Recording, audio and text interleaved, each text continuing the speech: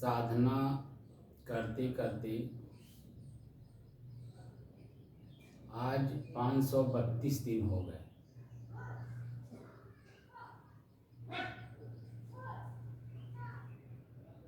तारीख 22 अप्रैल सन 2023।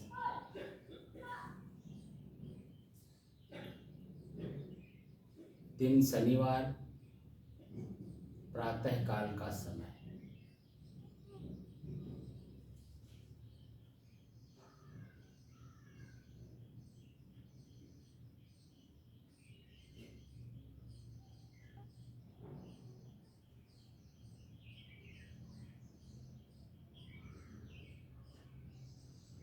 जड़ चेतन, प्रकृति और पुरुष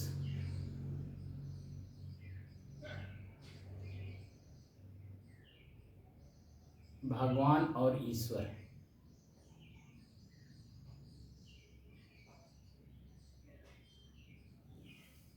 ये दो शब्द हैं।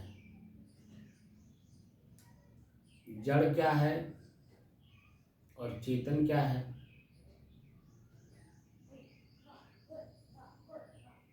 शरीर जड़ है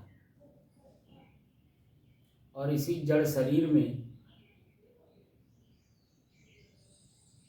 चेतन है, जिसके वजह से यह शरीर दौड़ रहा है, बोल रहा है, सुन रहा है, देख रहा है, समझ रहा है और नाना क्रियाकलाप कर रहा है।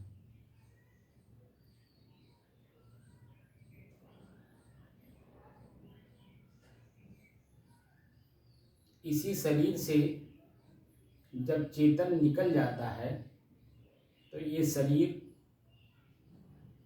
इसी पृथ्वी पर ऐसे पड़ा रहता है जैसे लकड़ी। आँख खुला हुआ है लेकिन उसके सामने उसके बच्चे रो रहे हैं, सामने पढ़ रहे हैं लेकिन पहचानता नहीं। कान खुला है, आवाज़ जा रही है, सुनता नहीं। हाथ हिलता नहीं, पैर हिलता नहीं, उठकर बैठता नहीं।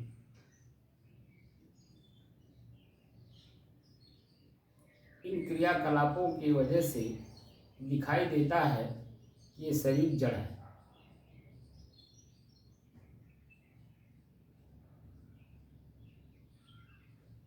ये पृथ्वी अनादिकाल से चली आ रही है और इसमें मनुष्य भी अनादिकाल से चले आ रहे हैं।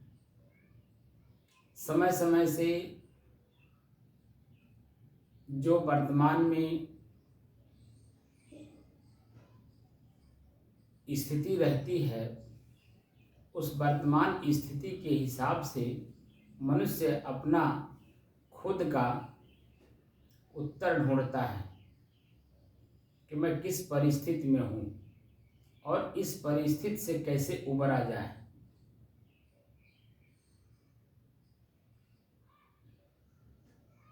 तो उसके लिए वो अपना दिमाग लगाता है, यानी मन से सोचता है कि हमारा जो दुख है, पीड़ा है, वर्तमान की जो स्थिति है, हम इससे कैसे अपने आप को बचा पाएं। जैसे नींद है, भूख है, ठंडी है, गर्मी है, बरसात है, इन सब चीज़ों से बचने के लिए वर्तमान में उपाय ढूंढता है। इस समय समय से मनुष्य करता आया है या प्रत्येक जीव करते चले आ रहे हैं। जैसे चूहा है, बिल्ली है, कुत्ते हैं, चींटी चूंटा हैं, वो आप देखेंगे कि वो अपना स्वयं का आगे का सोच करके सब काम करते रहते हैं। जैसे चिड़िया हैं, घोंसला बनाती हैं, तरह तरह के उद्यम वर्तमान में जीव करता रहता है। तो दुख नाम की वस्तु पर मनुष्य ने खोज किया कि दुख है क्या।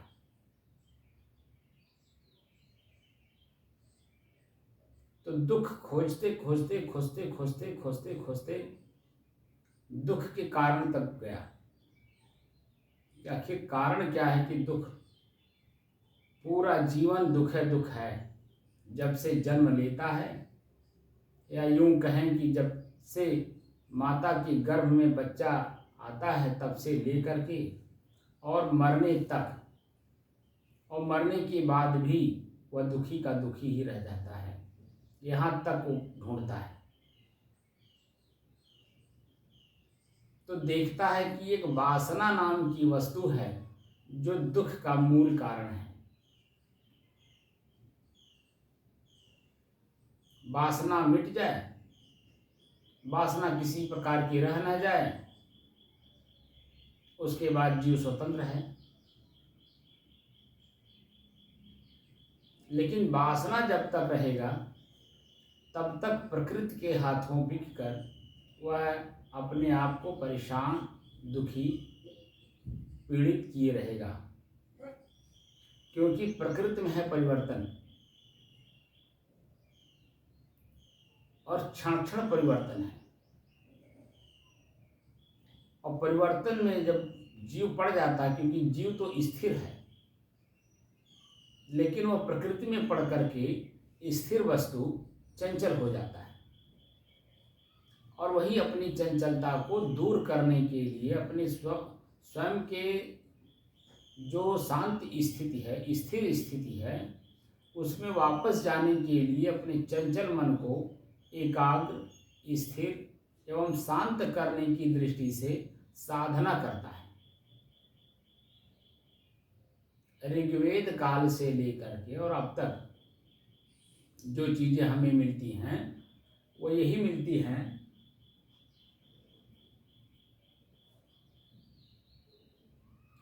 कि जो हमारा मन है ये भी प्रकृति है।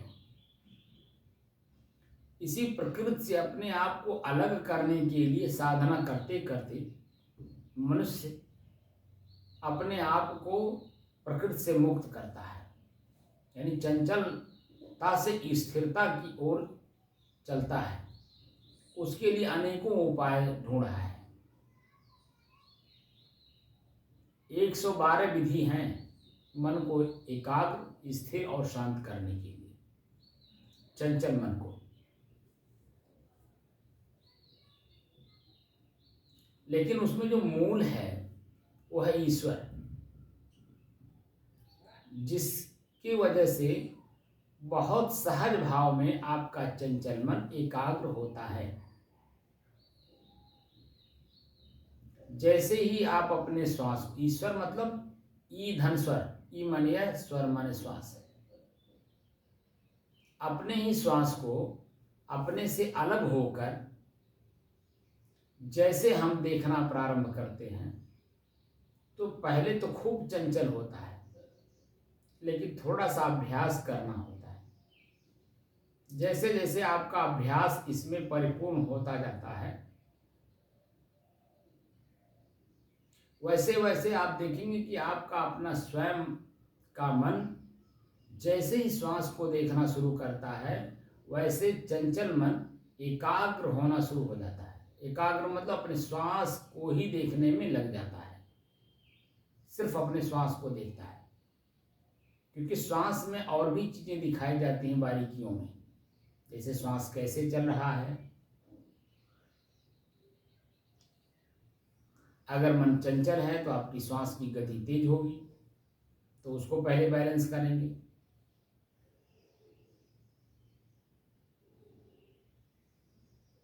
फिर दूसरा स्टेप आता है कि श्वास चल रहा है तो श्वास के माध्यम से जो हवा अंदर ले रहे हैं उस हवा में क्या है, हवा ठंडा है, गर्म है, या शीतल है, या सामान्य है। तीसरे स्टेप पे आपको दिखाया जाता है कि इसमें दुर्गंध है या सुगंध है।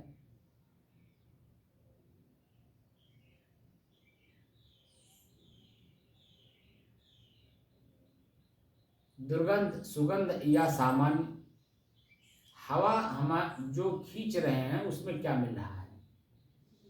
अगर सुगंध मिल रहा है तो उसको सुगंधी में अपने मन को लवलीन नहीं करना है कि बहुत अच्छा लग रहा है। अगर दुर्गंध आ रहा हो तो भागना नहीं है। दोनों स्थितियों में हमें बैठे ही रहना है, क्योंकि प्रकृति में परिवर्तन है।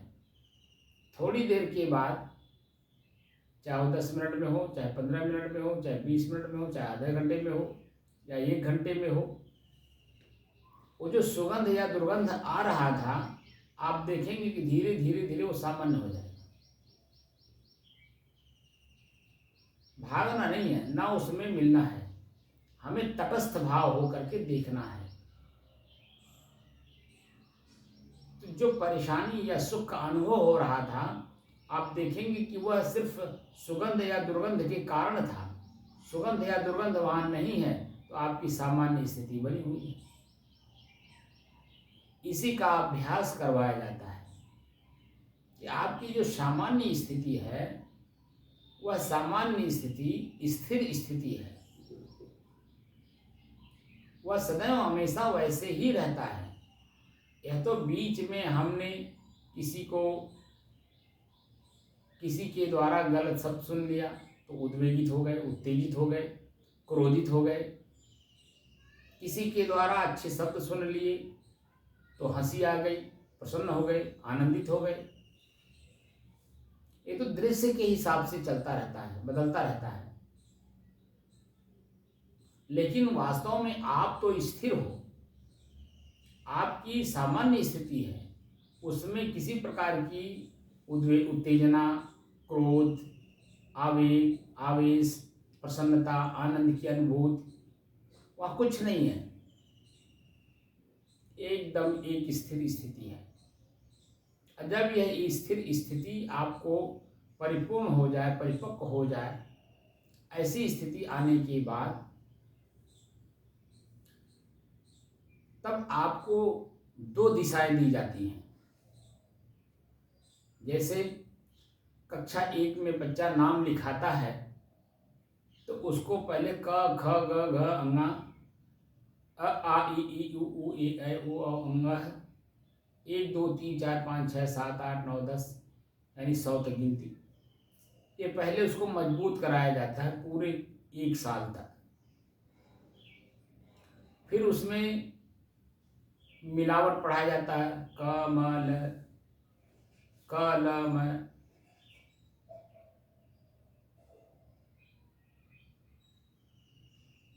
कान, आग, तरह तरह की चीजें फिर मिला मिला करके पढ़ने की कला सिखाई जाती है। फिर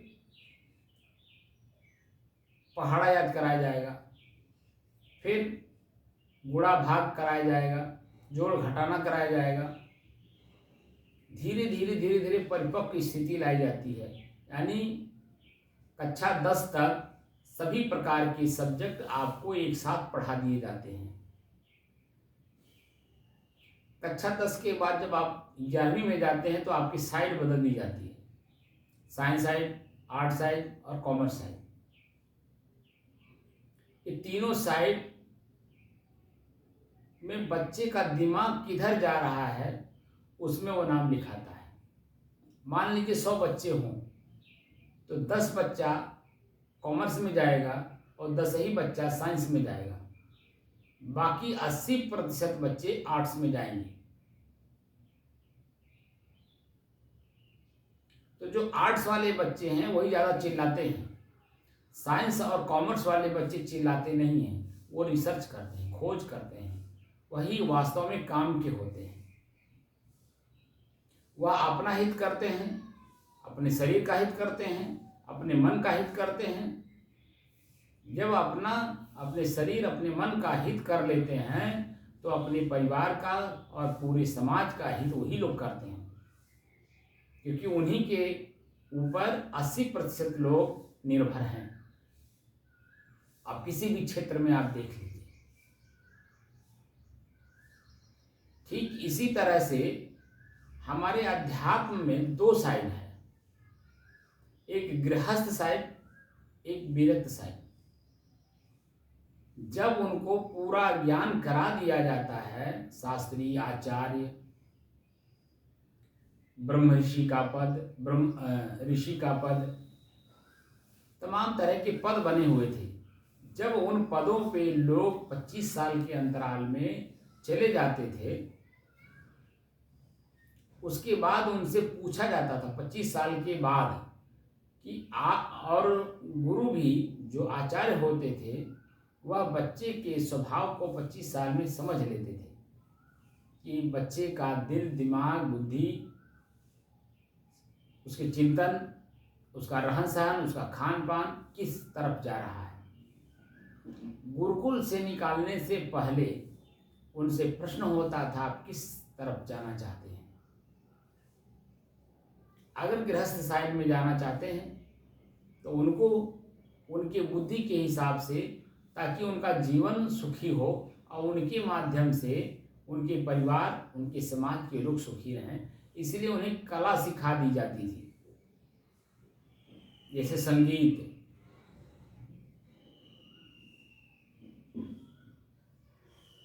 वहाँ कई विषय हैं और सभी विषय में पारंगत करके उनको फिर समाज में छोड़ा जाता था, ताकि उस समाज में जा कर के कोई बुराई ना उत्पन्न कर पाए, ताकि अपना जो व्यवहारिक जीवन है उसे कुशलता पूर्वक जी सकें। लेकिन जो विरक्त में जाना चाहता है, जिसको मोक्ष कहते, जिसको मोक्ष चाहिए, उसको विरक्ति में ले जाया जाता है। उसके स्वभाव, विचार, आचरण सब विरक्ति की तरफ पढ़ाया जाता है, उसमें सब तरफ से उन्हें ले जाया जाता है विरक्ति की तरफ। तो किस चीज का ज्ञान कराया जाता है? स्वयं अपने आप का।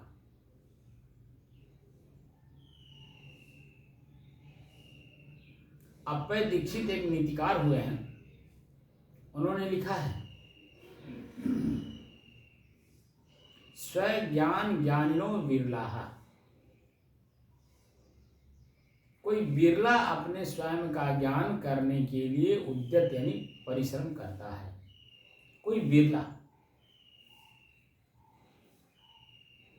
उसके पहले उन्होंने उसी श्लोक में कई बातें लिखा है कि सब में पारंगत होना आसान है, लेकिन स्व ज्ञान ज्ञानिनो विरलाः, स्वयं का ज्ञान प्राप्त करना बड़ी मुश्किल काम है।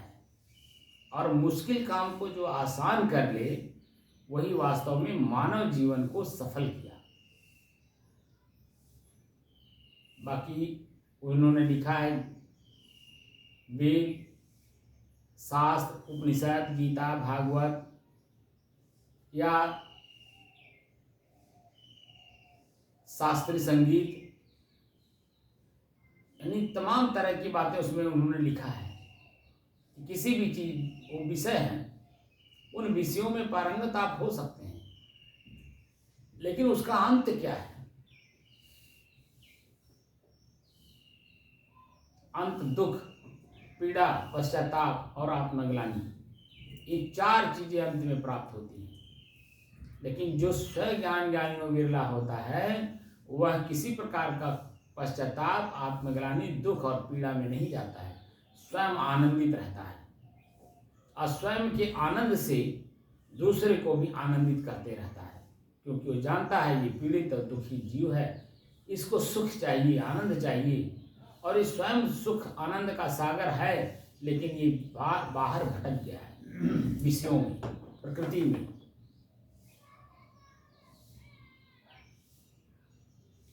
इसे कैसे जो है आनंदित किया जाए, ऐसे शब्दों का प्रयोग करें जिससे कि इसका मन आनंदित हो जाए। इसीलिए भगवान कृष्ण ने 18वें अध्याय के 54वें श्लोक में कहते हैं, ब्रह्म भूतः प्रसन्नात्मा। ब्रह्म क्या है? एक भूत है, और क्या है? प्रसन्न आत्मा। स्वयं की प्रसन्नता, स्वयं का आनंद की अनुभूति। आत्मा शब्द का मतलब होता है स्वयं, अपने आप। तो अपने आप में प्रसन्न आनंदित तब होंगे जब किसी भी कार्य को करने से पहले उसका परिणाम आप देख लेंगे, अच्छे या बुरे के रूप में, करना है कि नहीं करना है। क्योंकि जैसे किसी विषय को आपने छुआ, उसके अच्छे और बुरे दोनों परिणाम से आप वंचित नहीं रह सकते, उसमें दो में से एक प्राप्त होगा। लेकिन जब छुएंगे ही नहीं, करेंगे ही नहीं, चलेंगे ही नहीं, देखेंगे ही नहीं, सुनेंगे ही नहीं, तो जो आप हैं वही रह जाएंगे। लेकिन जैसे आपने छू लिया, देख लिया, सुन लिया, वैसे उसके दो परिणाम आएंगे, या तो अच्छे के रूप में तो उसमें प्रसन्नचित होंगे, या बुरे के रूप में उसमें आप दुखी होंगे।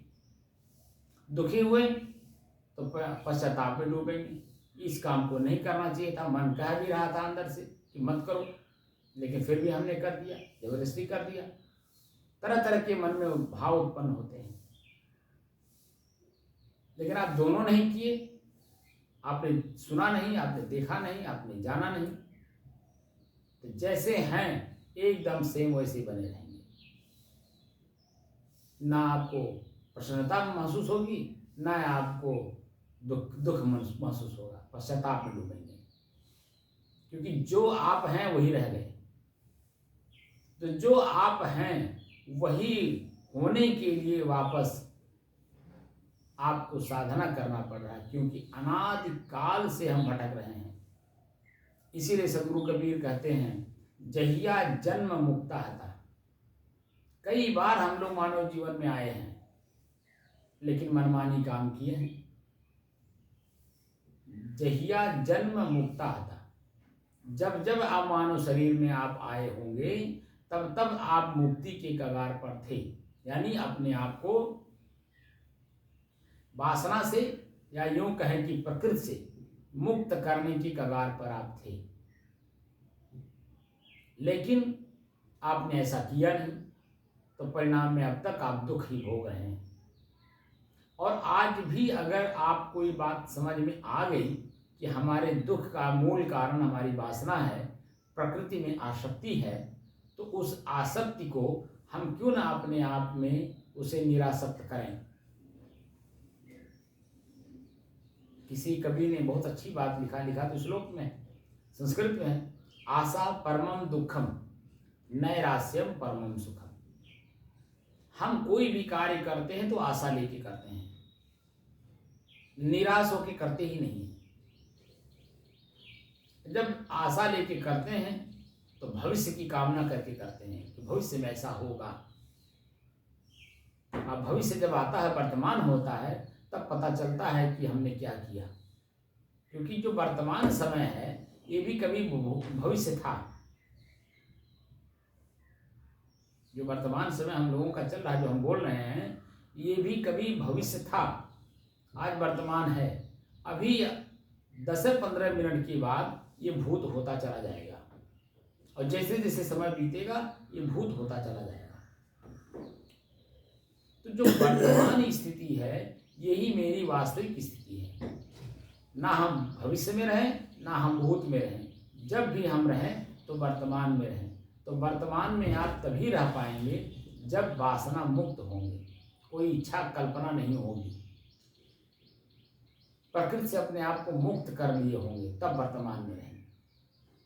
अन्यथा प्रकृति के नियमानुसार आप आगे की ही सोचते चले जाएंगे और वर्तमान में रहेंगे ही नहीं, और पता चला कि जो वर्तमान है वही भूत होता चला गया।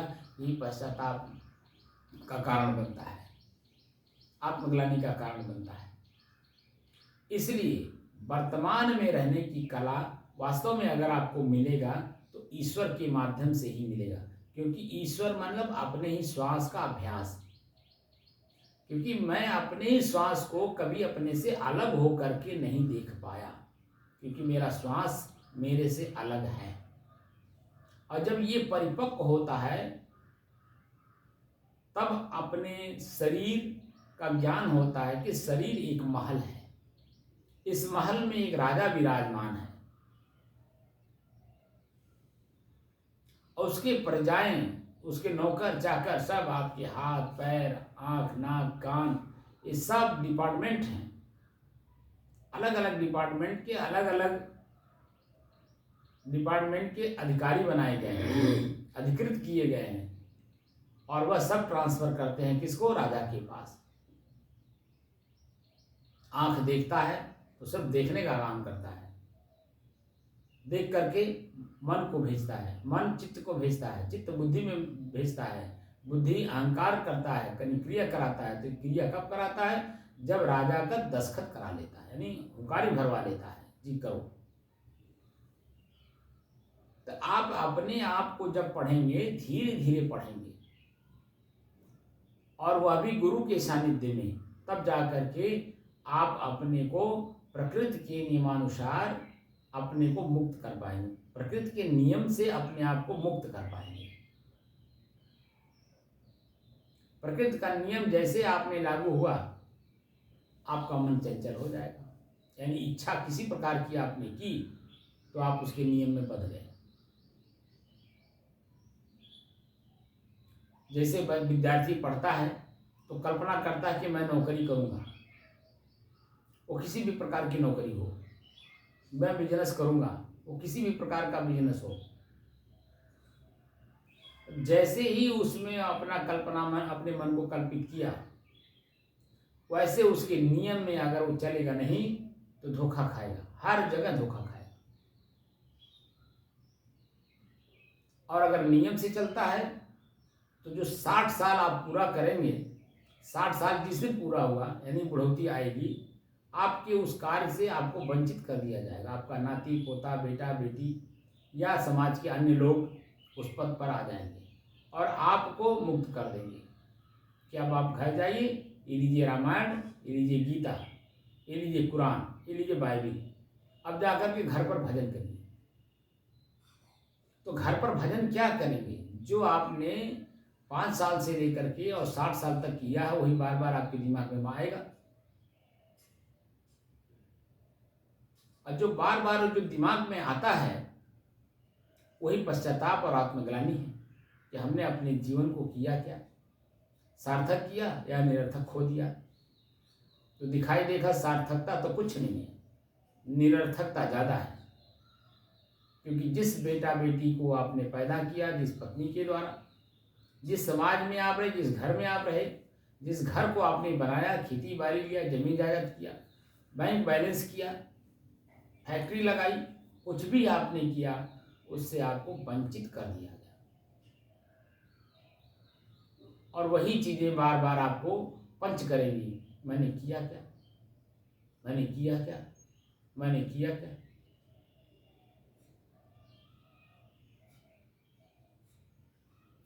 इसलिए जो भी चीजें हो, करने के लिए कोई मनाही नहीं है, लेकिन आसक्ति पूर्वक नहीं है।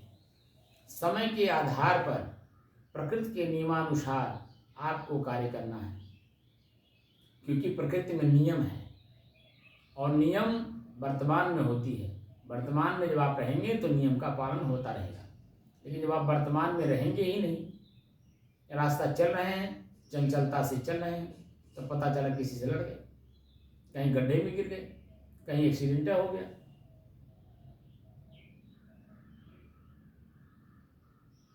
तो चंचल मन से कार्य किया हुआ, उसका परिणाम दुख, पीड़ा, पश्चाताप और आत्मग्लानि ही मिलती है।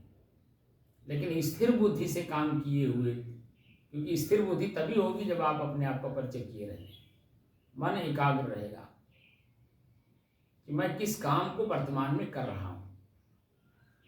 रास्ता चल रहा हूँ तो उस रास्ता चलने का एक नियम है, आपको बाएं से चलना है, देख के चलना है, समझ करके चलना है, रुक करके चलना है। चलने की जो चाल हमारी होती है वो कैसी है, तेज है, मध्यम है या स्लो है। हर चीज को देखकर, जानकर और समझकर करेंगे तो आपका जो परिणाम आएगा वो सुखानुभूति का होगा। लेकिन आप जब चंचल मन से करेंगे तो उसका परिणाम दुख आएगा, क्योंकि कहीं न कहीं कोई न कोई घटना आप करा लेंगे अपने साथ। इसलिए ये शरीर एक गाड़ी है, आप इसके ड्राइवर हैं। ड्राइवर शांत मन से गाड़ी जब चलाता है, किसी प्रकार के नशा में नहीं है, तो गाड़ी को मंजिल तक सकुशल पहुंचा देता है। तैसे ये गाड़ी मृत्यु पर्यंत आपको लेके चलना है, तो सकुशल चलना है, इसीलिए वर्तमान में रह के चलना है। तो वर्तमान में रहने की कला सीखने के लिए हम लोग बैठे हुए हैं। तो अपने ही श्वास को अपने से अलग होकर के देखने का अभ्यास करिए और धीरे धीरे अपने स्वयं की चेतना का अनुभव करिए कि मैं चैतन्य हूँ, शरीर जड़ है। शरीर से मैं जैसा चाहूँगा वैसा कार्य करा सकता हूँ, लेकिन जब मैं शरीर के हाथ बिक जाऊँगा तो शरीर मुझसे जैसा चाहेगी वैसा कार्य कराएगी। तो उसका जो परिणाम आएगा वो दुख, पश्चाताप और आत्मग्लानि।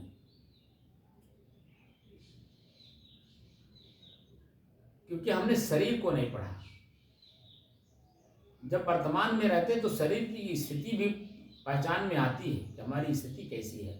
भूख लगा है तो भोजन डट करके नहीं खाएंगे जितनी इसकी आवश्यकता है।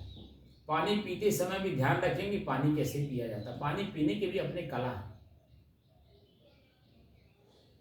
रास्ता चलने की कला है, सुनने का अपना एक कला है, बोलने का भी अपना एक कला है, एक अंदाज है, कार्य करने की भी अपने एक कला है। क्योंकि आप वर्तमान में स्थिर होकर के कार्य करेंगे, बोलेंगे तो स्थिर होकर के बोलेंगे कि सामने वाला व्यक्ति क्या समझता है। तो उसको ऐसे शब्द का प्रयोग करेंगे कि उसका दुखी मन प्रसन्नचित हो जाएगा, आनंदित हो जाएगा, हंस देगा। लेकिन अगर आपको बोलने की कला नहीं मालूम है, आप स्थिर नहीं हैं, तो सामने वाला अगर प्रसन्न मुद्रा में है भी तो उसे आप पहले गमगीन करेंगे, गंभीर करेंगे। पहले गमगीन होगा फिर गंभीर होगा। ये बोल क्या रहे हैं, किस अर्थ में बोल रहे हैं, ये कहना क्या चाहते हैं, तरह तरह की बातें वो उसके मस्तिष्क में गूंजने लगेगा और आगे चल करके वो तो दुखी होगा ही, आपको भी दुखी कर देगा।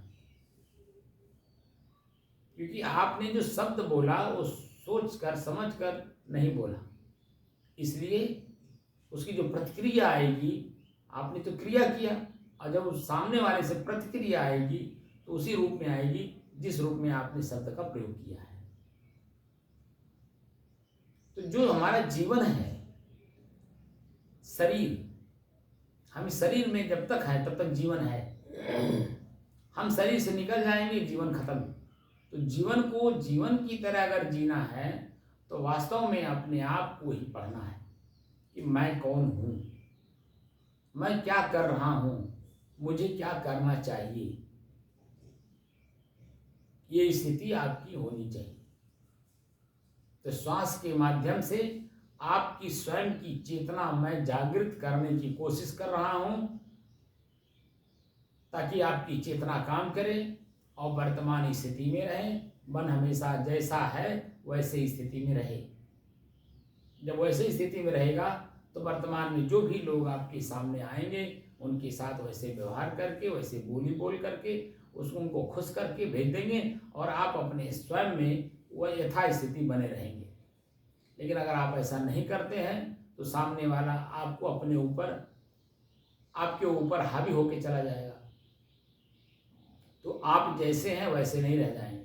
या तो सुख दे के जाएगा तो आनंदित होंगे, यानी आसक्ति बढ़ेगी, या तो वो आपको दुखी करके जाएगा, उसमें जो है आपकी पश्चाताप और आत्मग्लानि मिलेगी कि नाह को मैं बोला, मुझे नहीं बोलना चाहिए था। तरह तरह के प्रश्न आपके मन में उठेंगे।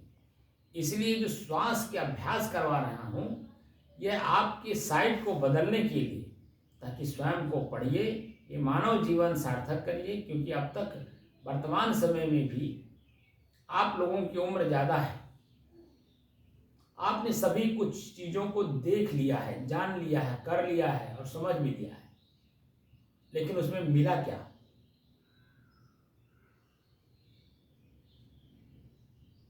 मन की चंचलता, मन की पीड़ा, मन की आत्मग्लानि, मन में पश्चाताप, ये चार चीजें मिली नहीं मिली?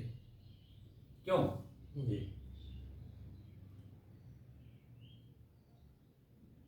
आपका क्या नाम है?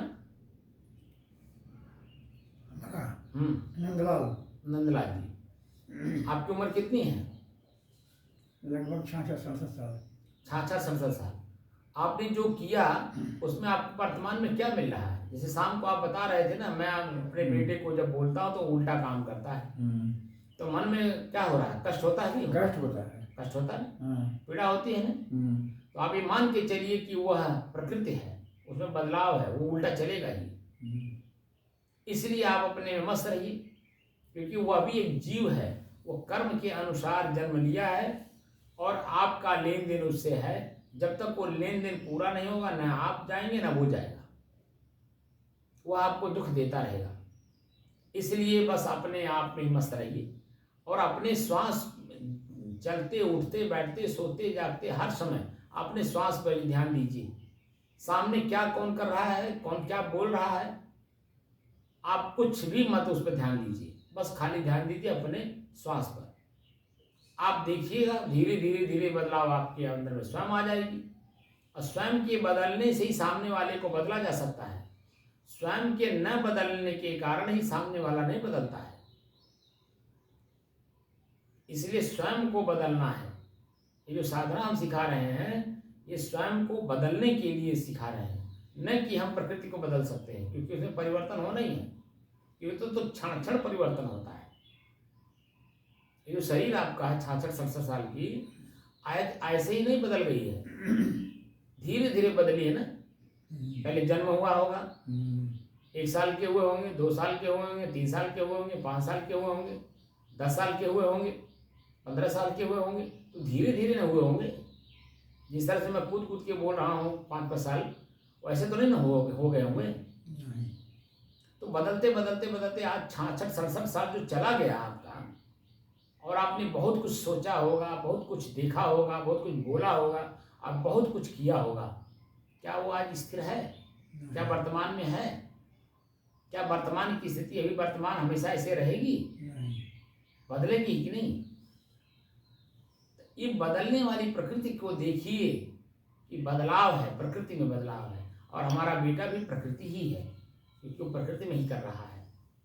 उसका मन भी प्रकृति है, उसका शरीर भी प्रकृति है, उसी में आसक्त है, वो बदलेगा नहीं।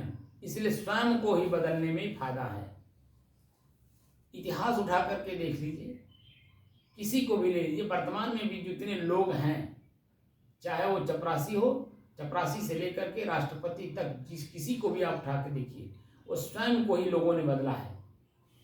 स्वयं को अगर ना बदलें तो दूसरे को कोई बदल पाएगा? आप स्वयं अपने ही परिवार के किसी सदस्य को बदल पाए हैं? बोलिए नहीं। तब इसलिए स्वयं को बदलिए, अपने को। हाँ, स्वयं जितना ही आप शांत रहेंगे और अपने अंदर की चीजों को बदलेंगे, उतना ही सामने वाला अपने आप आपसे डरेगा और दूर रहेगा और संभल करके काम करेगा, क्योंकि वह आप में स्वयं में बदलाव देख रहा है। जैसे बदलाव देखा, उसकी स्थिति अपने आप बदलती जाएगी। बदलना नहीं पड़ता है, क्योंकि जो सोचते हैं आप, वो वाइब्रेट करता है, उसकी तरंगें उड़ती हैं और सामने वाले के तरंग में जाकर के टकराती हैं। तो जैसी आपकी सोच होती है, उसके ठीक विपरीत हो जाता है। और अगर आपकी स्वयं की सोच अच्छी है, पॉजिटिव है, तो स्वयं उसकी भी जो निगेटिव सोच है, वो तुरंत जन्म आपके अनुकूल हो जाएगी। इसलिए स्वयं की चिंतन को ही बदलिए, स्वयं की बोली को बदलिए, स्वयं के कर्म को बदलिए। सामने वाले को देखिए, अपने आप बदलता चला जाएगा। आपको बदलना नहीं होगा, वो स्वयं बदल जाएगा। लेकिन जब आप अपने को नहीं बदलेंगे, दूसरे को बदलने चलेंगे, तो क्या होगा? जो सरकार होती है, वो स्वयं को नहीं बदलती है, दूसरे को बदलने के लिए एक डिपार्टमेंट बना रखी है। क्यों जी? लेकिन क्या समाज को बदल पाई? क्योंकि सरकार नहीं बदलती है, वो कहती मैं जैसे हूं वैसे रहूंगी, लेकिन तुम्हें हम बदल देंगे। तो क्या कोई बदला आज तक? ये बताइए, क्या आगे कोई बदलेगा? क्योंकि सरकार नहीं बदलती, तो किसी को बदल नहीं सकते। लेकिन एक साधु अगर किसी दुर्जन के सामने पड़ जाता है, तो दुर्जन स्वयं बदल जाता है। क्या आप लोगों ने कभी इसका अनुभव किया? और देखिए एकदम निर्भीक होकर के उसके अब शरीर पे वस्त्र भी नहीं रहता है, वस्त्र भी होता तो एक होता है और मस्त होकर के चलता है, और उसके सामने लोग नतमस्तक होते हैं। क्यों होते? क्योंकि स्वयं वो बदल रहे हैं अपने आप को, और स्वयं के बदलाव को सामने वाला देख करके अपने आप को बदल लेता है, स्वयं उनके सामने नतमस्तक होता है। तो व्यक्तित्व तो तभी आपकी चमकेगी जब स्वयं को बदलेंगे तब। नंदलाल जी समझ रहे हैं? हाँ। तो आज के बाद आप घर जब जाएंगे तो आपको कुछ मत करना, आंख से देख करके अनदेखा कर दीजिए, कान से सुनकर अनसुना कर दीजिए, और अगर उनको बोलिए तो एक शब्द से बोलिए, बाबू जो भी आप करोगे उसका फल आपको मिलेगा, हमें नहीं मिलेगा। हमने जो किया हमारे सामने है। अब मैं तो कितने दिन का मेहमान हूँ, बस एक साल 2 साल का मेहमान हूँ, मैं तो चला जाऊंगा, लेकिन आप अपने को कुछ जो भी करोगे अपने लिए करोगे। ये समाज के साथ, परिवार के साथ जो भी आप कार्य कर रहे हो या करोगे उसी का परिणाम आपको मिलेगा, हमें नहीं। हमने जो किया हमने पाया। अब तो 1 1.5 साल का मेहमान हूँ मैं, 6 महीने का मेहमान हूँ। वो कौन ठिकाना है? 40 महीने 40 मिनट का ठिकाना है। वो तो एक पल की भी ठिकाना नहीं है, लेकिन उसको ऐसे बता करके काम करिए ना कि मैं 6 महीने का मेहमान हूँ। अब कब मैं इस शरीर को छोड़ दूंगा मुझे खुद भी पता नहीं। तो कौन आपको यहाँ पर बोलने आएगा? आपको स्वतंत्र होकर के कार्य करना है। इसलिए आज से आप फ्री हो जाइए, जो कुछ करिए उसका लाभ और हानि आप स्वयं भोगिए, और भोगना भी पड़ता है। हमारे माता पिता नहीं है तो हम जो कर रहे हैं हम अपने स्वयं के कर्म का फल अच्छे और बुरे के रूप में ले रहे हैं। हम किसी के साथ अच्छा व्यवहार करते हैं तो वो व्यक्ति भी हमारे साथ अच्छा व्यवहार करता है। हम किसी के साथ दुर्व्यवहार करते हैं तो सामने वाला भी हमारे साथ दुर्व्यवहार ही करता है। तो जो भी हम कार्य करेंगे सिर्फ अपने लिए करेंगे। इस तरह से आप उनको खाली सब उनके कान में डाल दीजिए, भैया आप जो कुछ करोगे उसका फल आप ही को मिलेगा, हमको नहीं। हम जो किए हैं उसका सामने हमारे फल मिल रहा है। अब हमें जो साधन मिला है अपने श्वास को देख करके अपने आप को बदलने के लिए, तो मैं अपने आप को बदल रहा हूँ। मैं शांत रहूँगा, मैं कुछ नहीं बोलूँगा, एक शब्द नहीं बोलूँगा, आपको रोकूंगा भी नहीं। आप पूरब जाओ, पश्चिम जाओ, उत्तर जाओ, दक्षिण जाओ, जो बोलोगे मैं उसे विश्वास करके काम करूँगा। इसलिए अपने आप में स्वयं में ही बदलने की जरूरत है। और स्वयं को अगर आपने बदल लिया, समझो सारे संसार को आपने बदल दिया। लेकिन स्वयं को नहीं बदला तो संसार को आप बदल पाएंगे नहीं। एक ही काम आपको करना है कि स्वयं को अपने आप को बदलने के लिए बस अपने श्वास को अपने से अलग होकर के देखने का अभ्यास करिए। और इसमें कहीं कोई आपको लगता है कि कोई विघ्न बाधा आ रही हो या नहीं समझ में आ रहा हो, तो उसके लिए आप मेरे पास आ जाइए, बैठ करके आप उसमें विचार विमर्श कर लीजिए कि यहाँ तक तो मैं पहुँचा, इसके आगे भी कुछ है क्या। तो उसकी अनुभूति धीरे धीरे आपको होती चली जाएगी और आप अपने आप को स्वयं में बदलने में सक्षम हो जाएंगे। बात समझ रहे हैं? तो क्या करना है, अपने ही श्वास को अपने से अलग होकर के अभ्यास करना है। और ये आगे चल करके, जैसे हम लोग तो कम उम्र में आए तो अपने आप को देखे तो बदल लिए। अब आप बदल नहीं सकते क्योंकि परिवार छोड़ के जाएंगे कहाँ, क्योंकि उम्र में जिस पड़ाव में आप हैं, ये पड़ाव एकदम अंतिम पड़ाव है। शरीर काम नहीं करती है, दिल दिमाग काम नहीं करता, शरीर काम नहीं करती, आँख से देख नहीं पाते, शरीर से चल नहीं पाते हैं, कोई काम आप कर नहीं पाएंगे। तो जहाँ पर आप हैं वहीं पर रह करके, ठीक है, सिर्फ अपने आप को बदलने का अभ्यास करिए। जो वर्तमान स्थिति आपकी होगी, जैसे शरीर आपका छूटेगा तब पुनः मानव शरीर मिल जाएगा, तब पुनः जब मानव शरीर मिल जाएगा तो नए सिरे से कम उम्र में ही आपको ये चीज़ें मिल जाएगी। धीरे धीरे आगे आप बढ़ जाएंगे उसमें, और बढ़ करके अपने जीवन को दूसरा जन्म जो है वो सफल करने में सफल हो जाएंगे, सफल होने में सफल हो जाएंगे। समझ रहे हैं कि नहीं? लेकिन अभी वर्तमान जो आपका है ये सफल नहीं है। इसको सफल बनाने के लिए आपको अभ्यास की जरूरत है। तो क्या अभ्यास करना है? समय से भोजन वो लोग देंगे, समय से सब कुछ आपका वो लोग करेंगे जो बाहरी काम है, लेकिन जो भीतरी काम है वो स्वयं आपको करना है। और वो भीतरी काम आपका यही है कि बस अपने मन को शांत रखिए, और शांत तभी रहेगा जब आपका मन एकाग्र होगा, स्थिर होगा। तो उसके लिए आपको अपने श्वास को अपने से अलग होकर देखने का अभ्यास करिए।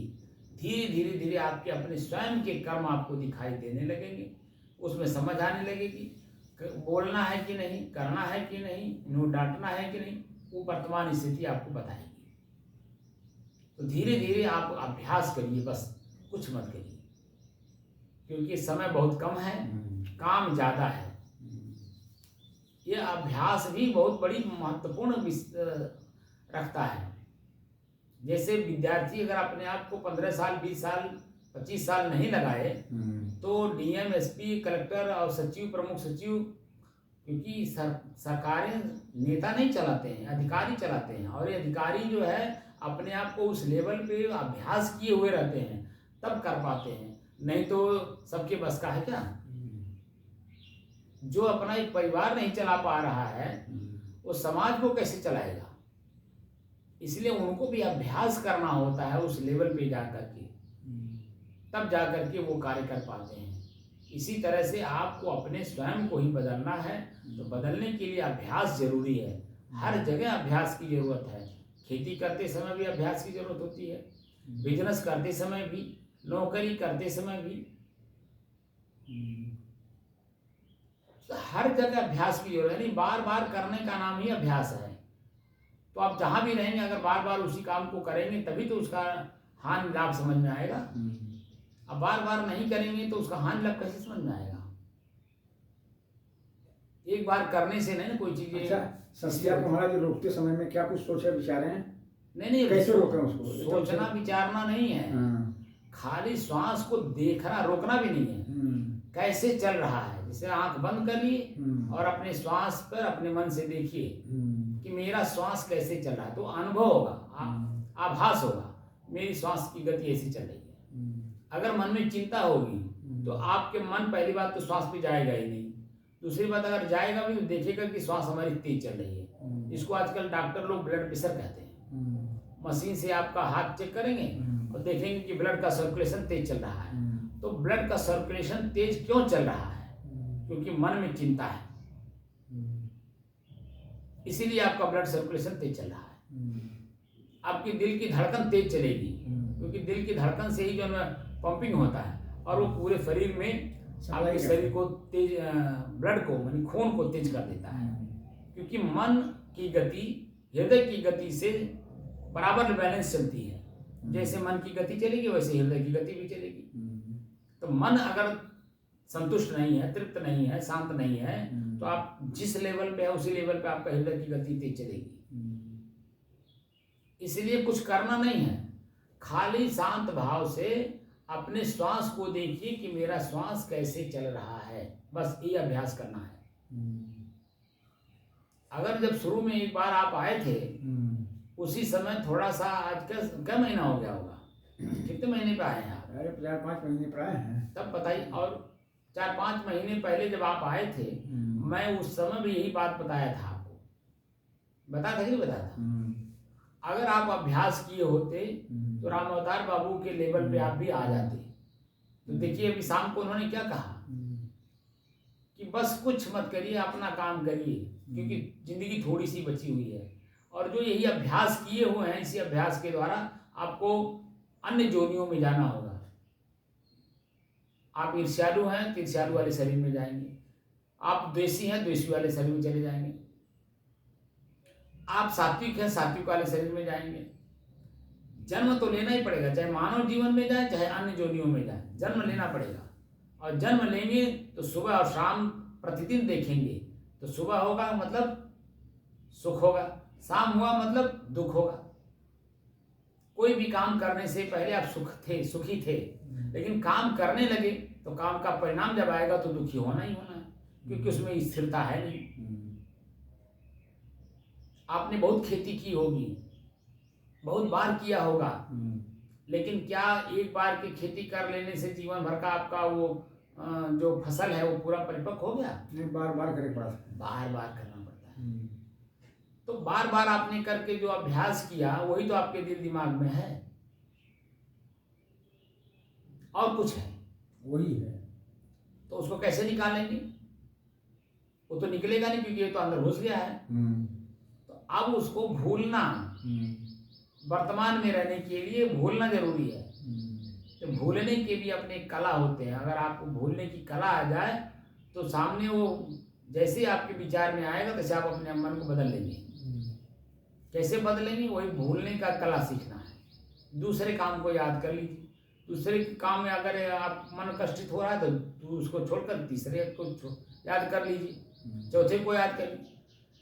इसी संसार में सब कुछ है, अच्छे बुरे हानि लाभ सब कुछ इसी में है। तो जिसके पास बैठिए उसके पास से कुछ लीजिए। तो कैसे लेंगे? उस जैसे आप शब्द बोलेंगे वैसे उसका प्रतिक्रिया वो देगा, और वही आप जो प्रतिक्रिया दे रहा है उसी को समझ जाइए कि मैंने कुछ कहा, मैं समझ नहीं पाया, लेकिन उन्होंने उसकी प्रतिक्रिया उल्टा कर दी। तो अपने में बदलाव स्वयं आ जाता है, लेकिन हम अपने आप को पढ़ते नहीं, इसलिए जो है सामने वाले को हम बदल नहीं पाते, क्योंकि हमने स्वयं को बदला नहीं। स्वयं को बदलिए, सामने वाला अपने आप बदल जाएगा। स्वयं आप खेती जब बढ़िया करते हैं तो सामने वाला भी जो है आपसे शिक्षा लेता है नहीं? शिक्षा लेता है मतलब आपसे सीखने आता है।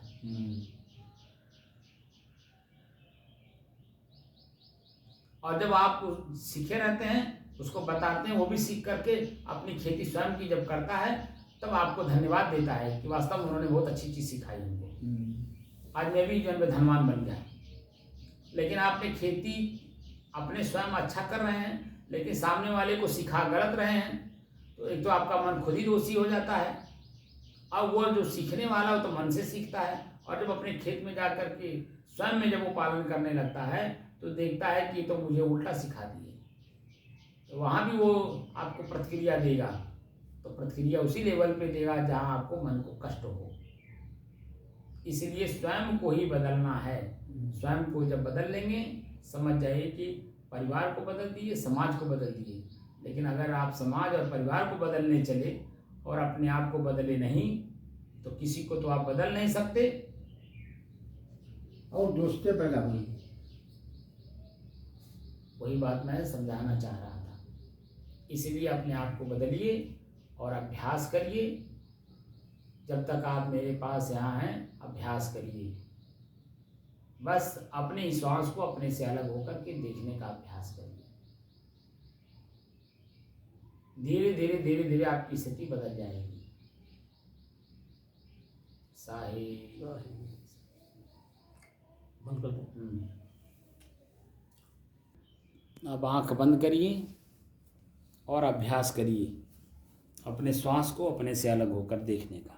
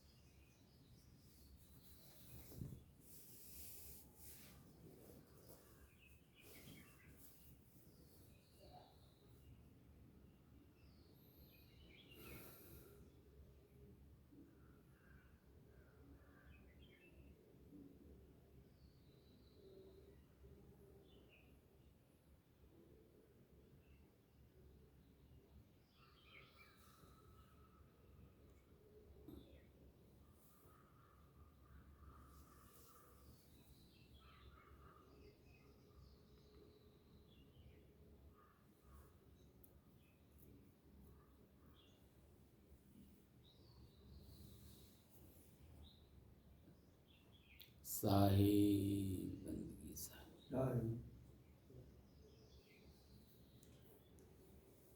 अभी जब तक आप सुन रहे थे तब तक आपका मन जागृत था।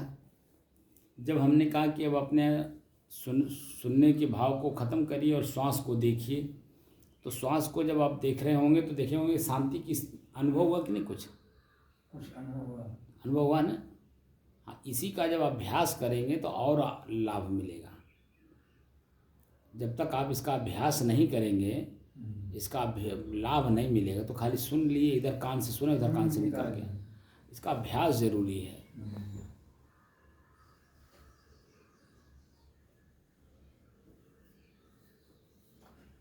तो कब उत्तर कुछ दे ही छुपाई मारे रही मर्जी तुम चाहे कहना। नहीं, कुछ भी नहीं। वहाँ अगर आप जो ये सबका अभ्यास करेंगे तो किसी की प्रतिक्रिया देना ही नहीं है। वो प्रतिक्रिया न दिए वही तो बदलाव आपके अंदर में है। और वही बदलाव उसके अंदर में आएगा कि देखो हमने बहुत कुछ कह दिया लेकिन उन्होंने कुछ कहा नहीं। अच्छा, कुछ लोग ऐसे भी होते हैं कि ये नाई बोली तेरे माने गलत है। वो तो कोई बात नहीं है, वो तो कहाँ पे करेंगे। तरह तरह की बातें आएंगी, कमज़ोर पड़ रहे हैं, देखा हम ताकतवर बाटी है, वो बहुत बातें आएंगी। लेकिन आप अपने काम में खाली ध्यान दीजिए, शांति बनाए, बर्दाश्त कर लें। बस जितना आप बर्दाश्त करेंगे उतने ही उसके अंदर में बदलाव खुद आएगा। हाँ, वो पहले उल्टे पलटेगा आपको, तरह तरह की बातें बोल बोल करके आपको समझ देखना चाहता है कि इसके अंदर में वास्तव में सही शांत हैं या खाली ऐसे बने बनाए शांत हैं। वो जब जान जाएगा वास्तव में शांत हैं तो अपने आप खुद शांत हो जाएगा। बात समझ रहे हैं? जब आप किसी की प्रतिक्रिया नहीं देंगे, किसी प्रकार से नहीं देंगे, तो अपने आप वो बदल जाएगा। हाँ, आपको बदलना नहीं, अपने आप बदल जाएगा। खाली आपने को बदलना है। और जैसे मैंने कहा ना, जैसे खेत को आप समय समय से खाद पानी और सब चीज़ देते हैं, वैसे मन को भी समय समय से ज़रूरत है। कभी खाद की, कभी पानी की, कभी निराई की, कभी गुड़ाई की, है ना, देख रेख की, बचाने की, तरह तरह की चीज़ें। जिससे आप फसल को बचाते हैं, जैसे पक करके तैयार हो गया तो अग्नि न लग जाए, तो देख रेख करते। कोई बीड़ी न पीता हो, कोई बीड़ी पी करके माचिस न फेंकता हो, क्योंकि इसमें जरा सा भी अगर कहीं चिंगारी मिल गई तो पूरा खेत 20 बीघा 50 बीघा जरा खाक कर दे रहा है। तो बचाते हैं कि नहीं? बचाव पड़ा था ना। तो हर तरह से जब तक फसल आपके घर में ना आ जाए, फल जो है गेहूँ आपके घर में ना आ जाए, तब तक आपको हर तरह देख रेख करना पड़ता है कि नहीं? ऐसे ही जब तक आपका मन स्वयं में शांत ना अनुभव हो जाए, तब तक अपने ही मन की देख रेख करनी पड़ेगी। क्योंकि मन सुनता है, मन देखता है, मन चखता है, मन सूंघता है। जैसे देखा, जैसे सुना, जैसे सूंघा, जैसे चखा, तैसे तुरंत प्रतिक्रिया तुरंत देना चाहता है। लेकिन प्रतिक्रिया बिल्कुल मत दीजिए, अपने ही मन को शांत रखिए, है ना। जितने शांत रखेंगे उतने आपकी स्थिति मजबूत होगी। और जितने आप देखने में तो लग रहे हैं बड़े सीधे, कुछ बोल नहीं रहे, लेकिन आपने बोला तो ऐसा जहर बोला कि सामने वाला और क्रोधित हो गया। क्योंकि जो जिस स्थिति में वो देख रहा है उस स्थिति में वास्तव में है नहीं, वो तो अंदर से आप खलबली मची हुई है। और अंदर की खलबली जब सामने प्रकट होती है तो फुफकार मारती है, तो सामने वाले को और उत्तेजित कर देती है। तो इसीलिए अपनी शांति की स्थिति में जब आप रहेंगे तो शब्द तौल के बोलेंगे। शब्द सम्हारे बोलिए, शब्द के हाथ न पाओ, एक शब्द औषधि करे, एक शब्द करे घाव। तो जब आप शांत रहेंगे तब तो कर पाएंगे। एक शब्द औषधि करे माने सामने वाले को, क्रोधित व्यक्ति को शांत कर देंगे, ऐसे शब्द का प्रयोग करेंगे। लेकिन एक शब्द ऐसा भी होता है कि शांत व्यक्ति भी क्रोधित हो जाता है। होता है कि नहीं होता है? तो इसीलिए विचार करके तभी बोल पाएंगे जब आपका मन शांत रहेगा। अब जितना जल्दी जल्दी बोलेंगे उतना क्रोध वाली बात बोलेंगे। सही बात है, शांति वाली बात नहीं आएगी। सही बात है। इसीलिए शांत भाव से तौल के आधे घंटे तक सुनिए, 1 घंटे तक सुनिए, उसके बाद तौल करके एक शब्द बोल दीजिए, उसके बाद देखिए। लेकिन आप 5 मिनट में, 1 मिनट में 100 बात बोल गए और अगर कोई अर्थ नहीं तो मतलब क्या? इसलिए मानव जीवन सार्थक करने के लिए, इसीलिए कबीर साहब ने कहा कि साधु भया तो क्या भया, बोले ना ही विचार, और हतय पराई आत्मा जीव बाध तलवार। इसका मतलब अंदर से तुम शांत नहीं हो, साधु बन रहे हो ना, तो मतलब अपने मन को, अपने इंद्रिय को, अपने शरीर को अपने बस में करने के लिए साधना कर रहे हो, और अभी आपकी साधना परिपूर्ण है नहीं। इसीलिए वो कहते हैं साधु भया तो क्या भया, तुम क्या हो गए, साधुए हो गए, लंगोटिए पहन लिए, घर द्वार छोड़ दिए, तो क्या कर लिए, कुछ तो नहीं किया आपने, क्योंकि शरीर तो साथ है। शरीर जब साथ में लेकर के घूम रहे तो उसमें भूख लगेगा, प्यास लगेगी, नींद लगेगा, ठंडी लगेगा, गर्मी लगेगा, बरसात लगेगा। समाज में रहने के कारण अपने एक नियम है, उसको वो भी आपको देखना है। शरीर पे कपड़ा देना पड़ेगा, घर की जरूरत ही पड़ेगी, समाज में रहने उठने बैठने चलने की जरूरत, तरीके भी आने चाहिए। तो आपने किया क्या, घर छोड़ ही दिया तो क्या कर लिया। इसलिए कह रहे हैं साधु भया तो क्या भया, बोले ना ही विचार और हतय पराई आत्मा, जीभ बांध तलवार। अपने जीभ में तलवार बांध करके आप दूसरे की हत्या कर रहे हो। जीभ में तलवार थोड़ी बांधते, वही शब्द जो है काटे वाला शब्द है ना। इसीलिए बदलाव, अपनी बदलाव स्वयं की बदलाव होनी चाहिए, और स्वयं का बदलाव स्वयं में ही होता है जब हम शांत रहते हैं तब। बस इतना करना है। अपने परिवार में अब जाइए तो बस एक का शब्द बोलिए, बाबू जो कुछ करोगे, जिसके साथ जो व्यवहार करोगे, उसका फल आप ही को मिलेगा, हमको नहीं। ठीक है, तो इसलिए मैं आज से कुछ बोलूँगा नहीं, जो हमें दे दोगे खा लेंगे, जो दे दोगे पहन लेंगे, क्योंकि अब तो आप मालिक हो, अब मैं नहीं मालिक हूँ। इसलिए उनके ऊपर डाल दीजिए। ठीक, अच्छा साहेब बनिए।